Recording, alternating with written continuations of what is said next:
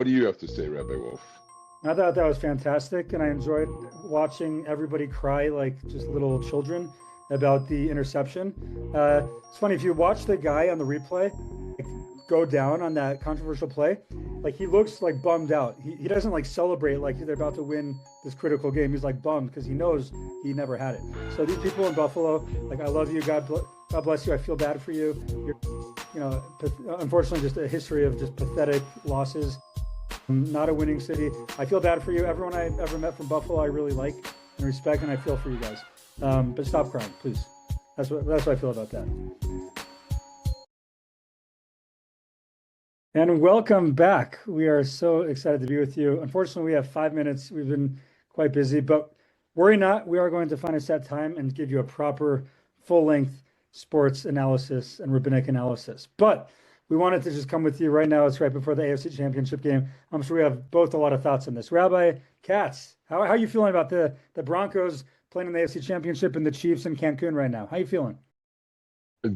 I don't know where you've been, Rabbi Wolf. It's actually been renamed. It's not called the AFC Championship. It's called the Arrowhead Invitational. And this year, the Broncos get to host the Arrowhead Invitational, oddly enough. So, When was the I last don't time the know. Chiefs were not in this game? Is it like 10 years ago? It was I insane. think it's been 6 years. It's absolutely insane. And it's been in Arrowhead almost every year as well, except for the years that we did it. I have mixed feelings. On the one hand, it was happy to see Josh Allen bow out yet again. Just gotta admit, like I actually think there's something wrong with either the management or the coach. Don't know which one it was, but like a lot of talent in the team, a lot of holes in the team. Happy to see them go down. What do you have to say, Rabbi Wolf? I thought that was fantastic, and I enjoyed watching everybody cry like just little children about the interception. It's funny if you watch the guy on the replay like, go down on that controversial play, like he looks like bummed out. He doesn't like celebrate like they're about to win this critical game. He's like bummed because he knows he never had it. So these people in Buffalo, like I love you, God bless you. I feel bad for you. You're, unfortunately, just a history of just pathetic losses. Not a winning city. I feel bad for you. Everyone I ever met from Buffalo, I really like and respect, and I feel for you guys. But stop crying, please. That's what I feel about that. I'm Okay, sorry, I couldn't hear you. I think the referee just blew another offensive or defensive pass interference. I couldn't hear you over the whistle. They're listen. still calling pass interference calls on the Bills. Someone just tell the referees the game is over. They don't have to call another one.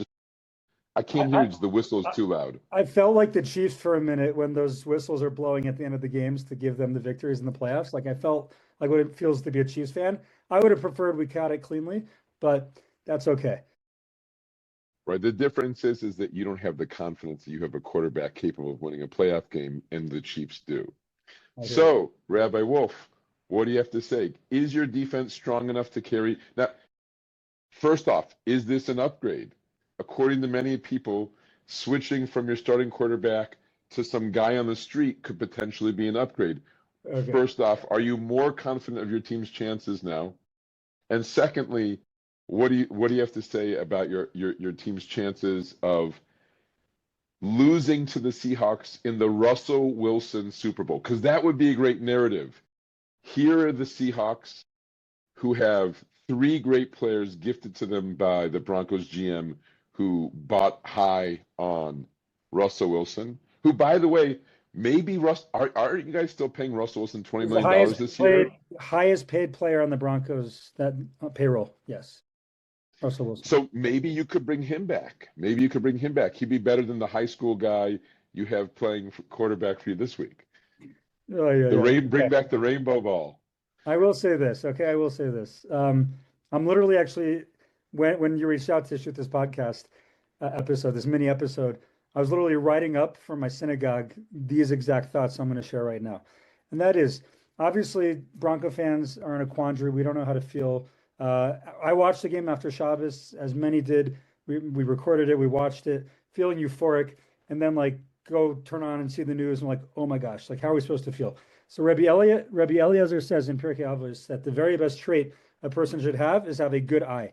What does that mean? It means in life you can see things very pessimistically, negatively, and therefore be a miserable person, or you can see optimistically and therefore be a very happy, joyful person. I'm going to choose the latter. I'm going to choose Rabbi Eliezer's advice.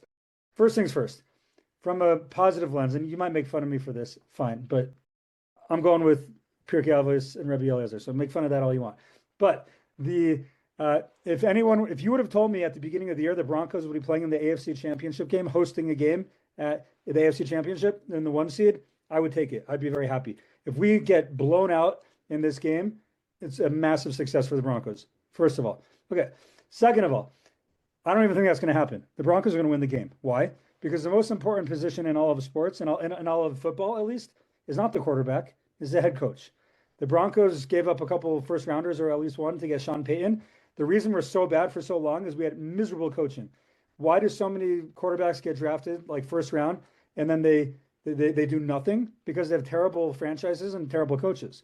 Sean Payton is a genius. Sean Payton is a guy who, Teddy Bridgewater, Teddy Two Gloves Bridgewater, I think won 5 games in a row, 5 or 7 games.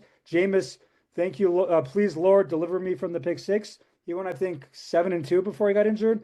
And Taysom Hill, I'm not a quarterback. I'm a big tight end who can run really good. Hill, right? That guy also had like a 5-2 record, like insane. So Sean Payton has a history of taking these quarterbacks, playing to their strengths. It's like with our children, you have to take your children and mold them according to their strengths. That's what Coach Payton does. He will do that for Stiddy. We call this is Stiddy's town. It's Stiddy time. That's what he will do for Stiddy. Stiddy, who Josh McDaniels, the terrible coach, at least terrible head coach from the Patriots. He went over to Las Vegas. Who did he bring with him? Stiddy. Who got benched for Stiddy to start playing? Derek Carr. Right, Stiddy is the real deal. Stiddy could be a starter on maybe 10 teams in this league, and he can win a game. He can throw the ball nicely. He's an absolute stud, he's pleasant to look at, and he will deliver us not only an AFC Championship, but quite likely a Super Bowl as well. That's my take. Okay, I really think it's nice. It's sometimes in a mission you see different takes on it. I hear in your Pirkei Avos that says that a desirable trait is to have a good eye. I thought once I saw it said you should also have a good ankle. I could be wrong about that, but we got to go. I felt bad for Broncos fans because you always want to put your best foot or ankle forward, and it's hard to do it when the most important position is clearly the quarterback. I agree that a good coach is essential, but it's not a position. The most important position is the quarterback. And losing your starting quarterback, but I'll tell you a reason to be optimistic. The most important position in the NFL for most teams is the quarterback. But when your whole approach is we're going to win with our defense, I actually think the Broncos have a really good chance to make the Super Bowl this year. So the quick idea I'll simply share is that I don't want to share any good or bad mojo for the Broncos. It's an interesting thing. We see that so many head coaches getting fired, and it's like, come on, really? Blame the coach for this? Last time I checked, as you said before, Rabbi Wolf, the coach has such an enormous impact. The leader has a very big impact, and most owners don't recognize that changing the leader has a dramatic effect on the players. And so in the weekly tour portion, we're learning about Moshe getting ready to take the Jewish people out. What's the parsha called? What's the parsha called? Is this a trick question? Is like something halfway I say the name of the parsha? No, just like what's the parsha called? Just what's it named? Parshas Bo. Bo. Okay. Yes, it's the parsha. When the Jews left, they did not break the ankles of the Egyptians, and nonetheless, it's called Parshas Bo. When the Jews left Egypt, okay, there's no comparison between the Jewish people leaving Egypt and the broken ankle Bo Nix, who I feel bad for him. He's probably joined the Chiefs in Cancun, as you said. Is he going to come to sit on the sidelines with crutches this week? Oh yeah. Yes. Okay. It's not a broken ankle, is it? Is it a sprained ankle or is it a broken ankle? A broken bone in his ankle, but yeah. Okay. He should have a speed. Oh, really? They think he'll be back for the Super Bowl? Probably not. Okay. All right. So anyways, okay, quick idea, and then we'll call it a day. So interesting thing that the Jewish people, before they go out, they have to do something. God doesn't just say, listen, you guys, by virtue of being descendants from Abraham, I promised Abraham that I'm going to take you out after you're subjected to slavery in a land where you're a stranger. The Jewish people had to earn it in a certain sense. And so we see that it's not just enough to rely upon a promise from Hashem.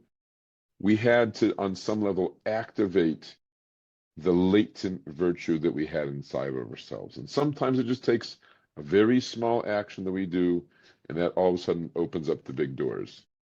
So, what does this have to do with football? So when you look at the world that we live in, you look at what everything does.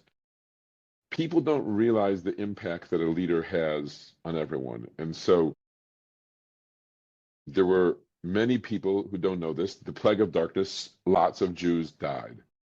And they died during the darkness so that the Egyptians wouldn't see. And who were those ones that died? The ones who weren't ready to go. The Jews who weren't ready when God said, it's time to go, we're rolling, we're leaving Egypt. Those who would have been like not ready to go, they died prematurely, so to speak. They died before we got to that stage in the plague of darkness. Fun fact. 4/5, if I'm not mistaken, is what the Midrash says, is how many Jews died. So in other words, the ones that were ready to go are the ones that said, it's go time, I'm going to go now. Even if I don't know how it's going to work out, what are we going to eat, what are we going to do? They went into the wilderness without food prepared. So it kind of makes me feel like the Broncos traveling into the AFC Arrowhead Invitational, hosting the Arrowhead Invitational, but without their leader. I guess he wasn't ready to make that journey. And now you have the next one there. And hopefully, for your sake, he'll be amongst those who say, when the call to action comes, we just move. You see that? They just put him in there, throwing him into the wolves, ready to get destroyed.